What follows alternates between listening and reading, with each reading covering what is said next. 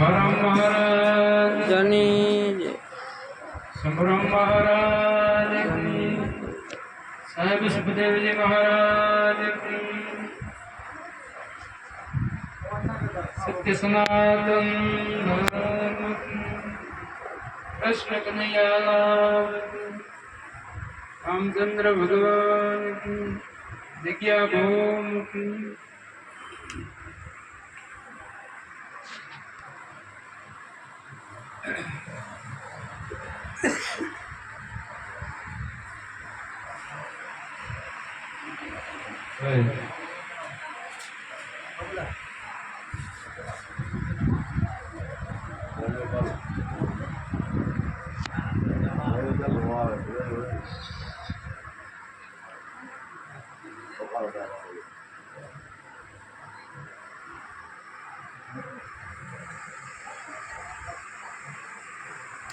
સંતોએ આપણને આ વાણીનો અનુભવની વાણી સંતોએ જે અનુભવ કર્યા તે વાણી ગરમ બાપુની હમણાં વાણી કર્યા હરદમ જાગી હે તે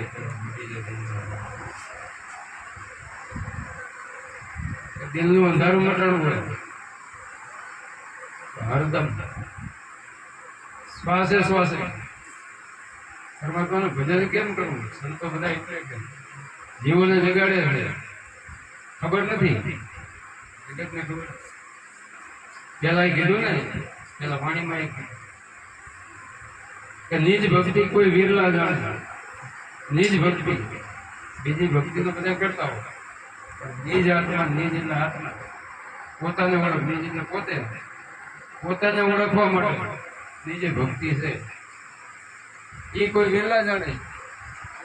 સબજો કરે કમાય અબ મન ખેતી જા મેરા ખેતી જા મેરા જગત કમાઈ કરે છે પણ આ ભક્તિ કરવા ખૂબ વેલા. પછી કીધું જપ તપ તીરથ વર્ત યોગ જગતના કે જપ કરે તપ કરે તીરથ કરે યોગે કરે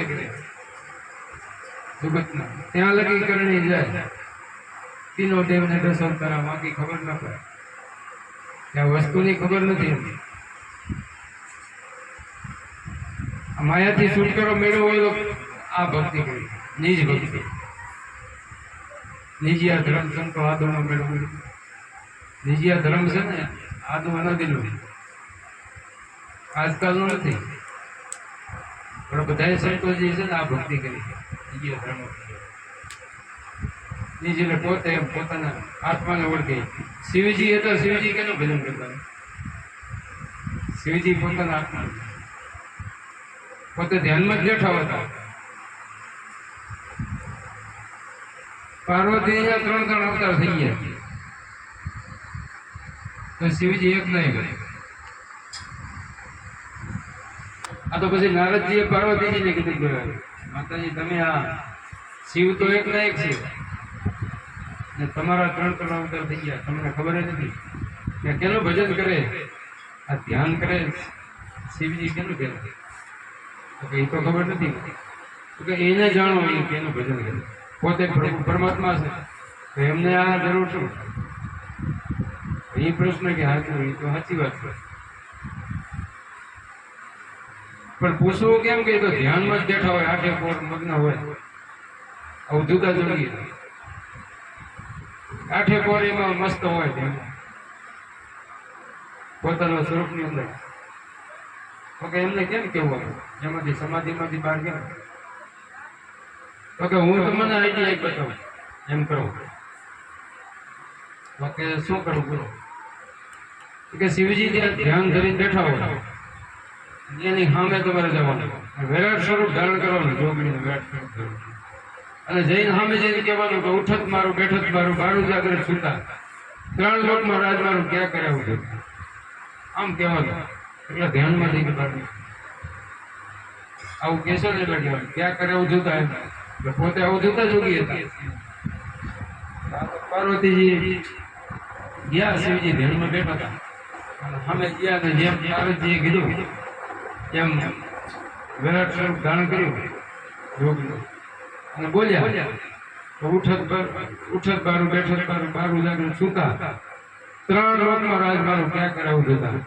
કાં તો શિવજી ધ્યાનમાંથી ઉઠી જાય તરત બોલ્યા તો ઉઠત ના કરો બેઠત ના કરો ના બનો લાગે સૂતા 3 લોકમાં માર કર ફોડા કે હું તો ચોથા ભવનમાં છું, તો હું તો આ ચોથા ભવનનું ધ્યાન ધરું. પછી પાર્વતી આ ધ્યાન ના તો મને ખબર નથી ચોથા લોક, આ 3 લોકની જ ખબર હતી. ચોથો ભવન આ શું છે? નામ રૂપ ને ગુણ, અને ચોથો છે અવિનાશી. હવે એની ખબર નથી, એની ખાલી આટલી ખબર હતી. પછી ખબર પડી કે આ તો પ્રભુ, મને તો આ ખબર જ નથી. મને પછી કે ઉપદેશ આપવો હોય શિવજીને કીધું, શિવજીએ ઉપદેશ દીધો.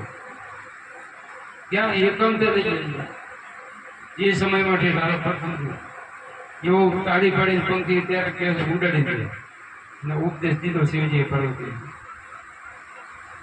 પંખી ઉડાડી દેતા એમાં ઈંડો એ પોપટનું રહ્યું, પોપટનું ઈંડું રહી ગયું. ઉપદેશ દેતા દેતા પાર્વતી નીંદર આવી ગઈ અને એમાંથી ઈંડામાંથી પોપટ બની ગયો. વિચાર કરો, ઈંડામાંથી પોપટ બન્યું અને ઉડ્યો ને શિવજી લાગે પકડવા દોડ્યા, પણ આ થયું નહીં. વ્યાસ મુનિનો આશ્રમ પાયા, એમના પત્ની પોતાના એમાં મુખ દ્વારા પ્રવેશ કરી જાય પોપટનો, અને એમાંથી સુખદેવ મુનિ મહાન ડાયરેક્ટ મનુષ્યના હતા પોપટમાંથી. આટલો અનો પ્રતાપ હતો વચનનો, ઉપદેશનો, ખાલી સાંભળ્યો તો. પછી એવા સુખદેવજી મહાન થયા, બધા માના ઉદરમાં બ્રહ્મજ્ઞાન હતું, બધો ઉપદેશ આખો લડી લાવતો. પણ છતાંય ગુરુની જરૂર પડી. વ્યાસ મુનિએ કીધું કે હજી તારે બાકી કે ગુરુની જરૂર પડશે, ગુરુ વગર આ હજી સમજશે. પછી જનક રાજા પાસે જનક રાજાના શરણે ગયા ને પછી બધી ખબર પડી. એટલે આવું બધે સંતો આપણને અને આદુ અનાદિનો વાસ છે. આજકાલ આ માયાથી છૂટવું હોય ને તો આનાથી પર થવું હોય, નામ બ્રહ્મ ગુણ, ચોથો પદની ઓળખાણ કરવી પડે, અવિનાશીની ઓળખાણ કરવી, નિજ ભક્તિને જાણવી પડે, નિજને પોતે પોતાના આત્માને જાણવું પડે. અને બધા સંતો કહે છે, મીરાબાઈ એને કીધું કે આત્માને ઓળખ્યા વિના લક્ષ ચોરાસી નહીં મળે, ભ્રમણાને ભાગ્યા વિના ભવના ફેરા નહીં કરે. આપણે બીજું બધું કરશું, કેટલું કરશું, પણ આત્માને ઓળખી.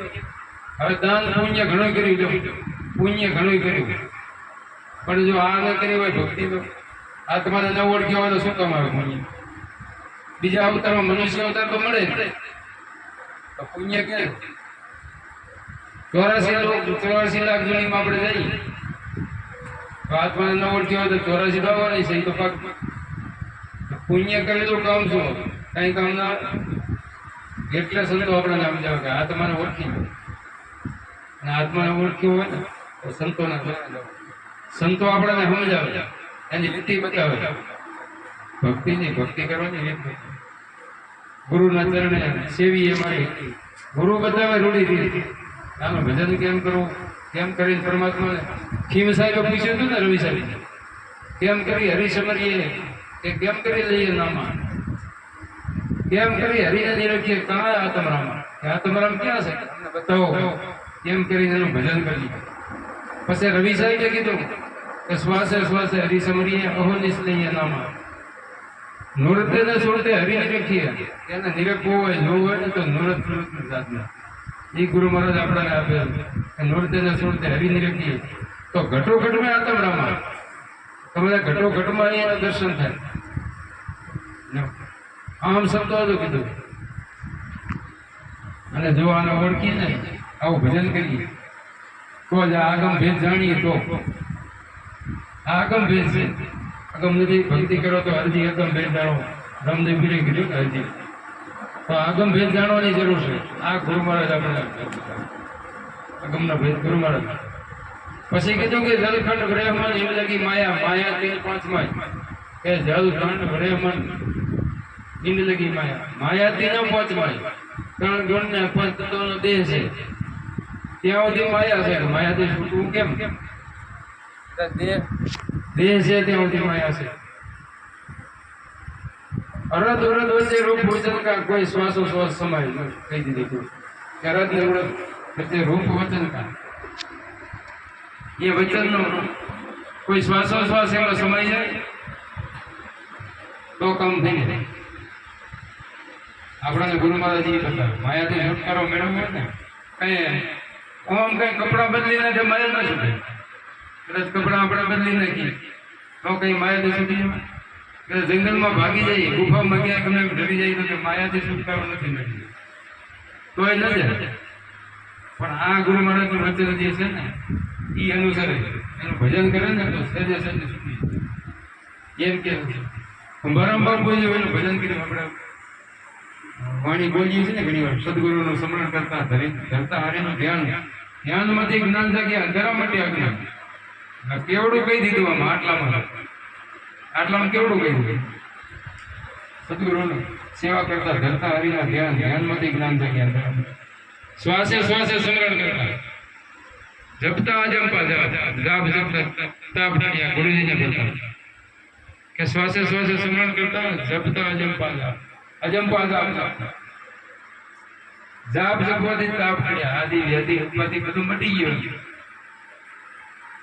આ મટાડ્યું હોય તો અહીંયા કેમ કે મનને સમજાવવું હોય ને તો આ મનની નાભી પ્રાણમાં જો સુલતાન ન લાગે ત્યાં સુધી આ મન તો ઊભું થવાનું. એટલે કુંભારામ બાપુએ કીધું બીજી વાણીમાં કીધું સદગુરુએ માર્યા શબ્દના બાણ તન મન ને વિધાણા પ્રાણ કે તન મન ને વિધાણા પ્રાણ વિદ્યાને જોયું જાગી તો વાલાની બંસરી હોય તો તરત જ છે. એટલે સંતો આપણા પછી કીધું પહેલા પદ તો સૌ કોઈ જાણે દૂસરા વૈકુંઠ બતાવે तीसरा पद पर ज्योति जलत है वहां लगी तेरी बहने कि पहला पद ने तो बधाने खबर हो. दूसरा वैकुंठ बतावे तीसरा पद पर ज्योति जलत है कि ज्ञान की ज्योति जलत है ज्ञान तमने थी जाए पण तोय के निर्भय ने एनो कदाच अहम આવી જાય તો નિર્ભય ન કહેવાય તો એ જીને પાસ હોય. પછી કીધું અલગ અખંડી અકડા રૂપી અજર અમર કહેવાય. આત્મા છે ને અલગ અલગ લખવામાં ના આવે અકડ એટલે કડવાનો ના આવે અખંડી કોઈથી ખંડિત ન થાય અજર અમર મરે એવો પરમાત્મા.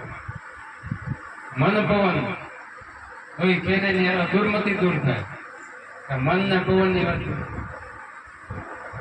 જે આમાં મન ને પવન માં અહીંયા પરોવે ને એને દુર્મતિ દૂર થઈ જાય. અપમન જીતી લે મેરે ભાઈ નિજ ભક્તિ કોઈ વિરલા જાણે સબજુક્ત.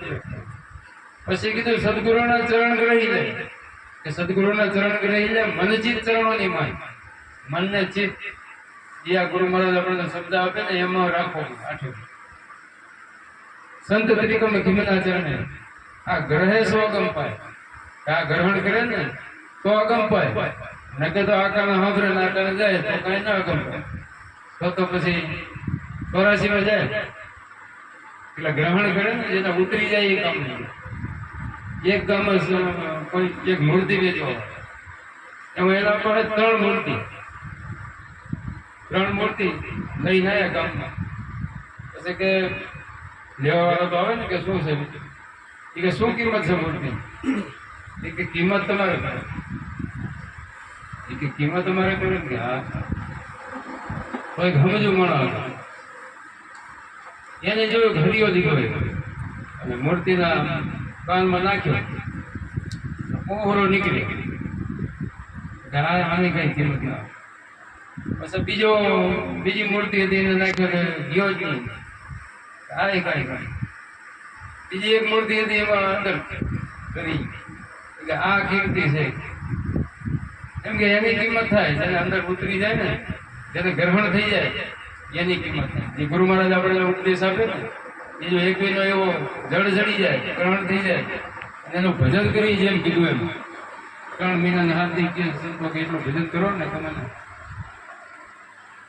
કરવું એમ થાય એમ કે રવિ સાહેબ કર્યું એ તો કે એમને એમ કહી દીધું કે કદાચ મળતા ઉભા થઈ જાય એવું ભજન છે પણ એવું ભજન કરીએ તો થાય એમનું તો કાંઈ ન થાય. તો આ ગ્રહણ કરવાથી ભજન કરવાથી બધું થાય. બધા સંતો કેટલાય સંતો થઈ ગયા. મારા બાપુના અનેક પરચા છે આપણે સાંભળીએ અને કરી ગયા, પણ ત્યારે કોઈ જાણ્યા નતા. જાણ્યા હતા આમને બધા સંતો બેઠા એમને સત્સંગ કરતા, આમને સત્સંગ કરતા, પણ કોઈને બધા એમ તો બરાબર ભગત સત્સંગ કરી રહ્યા, વાણી પડી જાય, ઓળખ્યા કોઈ નહીં ત્યારના સમય. હવે આપણે બધું કહેવાય આ તો અલગથી એમ જ આવી હોય, કોઈ નતા ઓળખ્યા. રામના વખતમાં રામ હતા તે ક્યાં ક્યાંય ઓળખ્યા. પેલો નાવ ફેવટી હતો એ ઓળખી ગયો, ઓળખી ગયો ને. હવે અમુક ઓળખવા વાળા પડ્યા, બધા ઓળખી ના. કૃષ્ણ ભગવાન હતા ને એ સમયમાં કેટલા હતા, દુર્યોધન હતો, ક્યાં ઓળખ્યા દુર્યોધન. કૌરવ હતા કેને ઓળખ્યા, કોઈ ને ઓળખ્યા. કેટલાય હતા એમ, પણ જેને જેને ઓળખ્યા એનું કામ થઈ ગયું. એમ આપણે સંતોને ઓળખી, સંતો પાસે જ્ઞાન લઈ સમજી તો આપણું કામ થાય. એટલે આપણે બાપુનો લાભ લઈશું. બોલીએ સદગુરુ મહારાજ.